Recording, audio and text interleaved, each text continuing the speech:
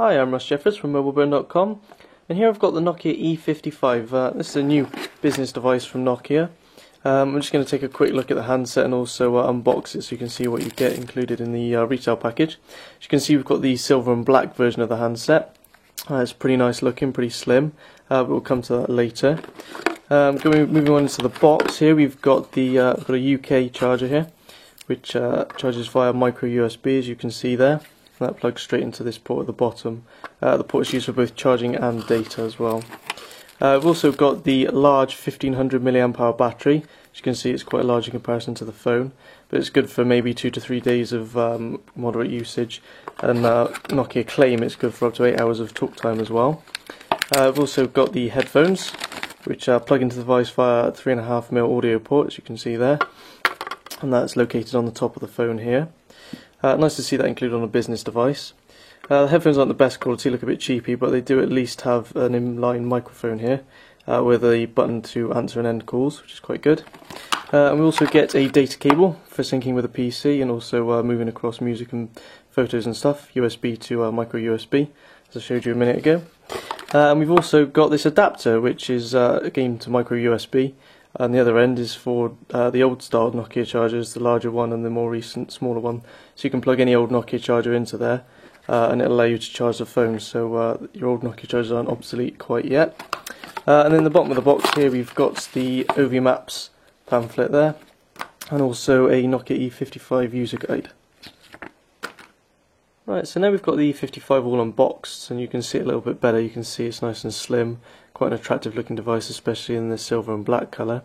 On the front here we've got this 2.4 inch QVGA resolution display, capable of showing up to 16 million colours. And beneath that at the bottom here we've got this 20 key keypad in QWERTY configuration, as you can see, with a couple of letters on their own, but most of them are twinned up on the keys, unlike a QWERTY keyboard. And basically the effect that has on messaging is that predictive text can guess the words a lot easier because there's only 2 letters per key rather than the usual 3. So you find yourself skipping through all the words a lot less often as it guesses the correct word straight away. Just flick over onto the back here, you can see we've got this nice engraved metal rear cover. The front's actually not metal, it's just a painted plastic, sort of a metallic plastic. If we just remove the cover, we can have a look in the back at the battery and the SIM card holder. You can see the SIM card goes down the bottom here and the battery just sits in above it quite flush. And then just next to the battery here we've got the micro SD card slot. And in the E55 as standard you get a nice 2 GB worth of storage, but that can be upgraded I think to either 16 or 32 GB. And then just above the battery slot here you can see we've got the 3.2 megapixel fixed focus camera. Unfortunately it's not an autofocus camera, so the shots aren't as good as they could be, but it's still pretty decent for 3.2 megapixels, and it's got quite a bright LED flash above it, as you can see there. Next to it we've got the speakerphone grill, quite a loud speakerphone on this device as well. And then at the bottom of the device here we've got the microphone port and a little lanyard fixing there. On the top of the device we've got a power key, which, as with most other Nokias, can be used just if you give it a quick press when the device is on, then that gives you access to the profiles menu.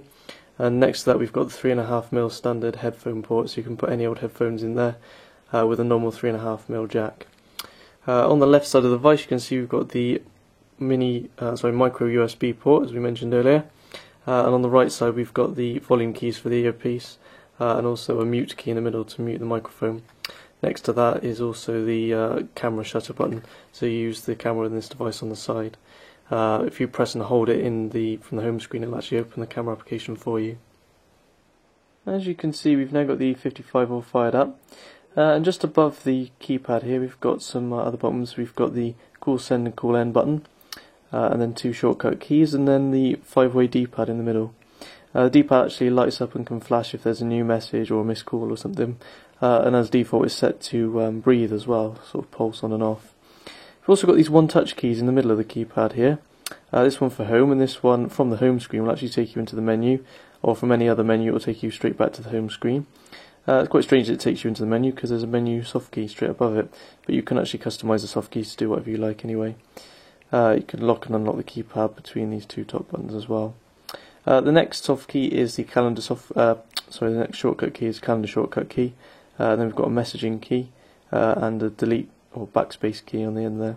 You can actually customize the two middle ones, the calendar and the messaging keys, do whatever you like between pressing them singly and also by long pressing them as well.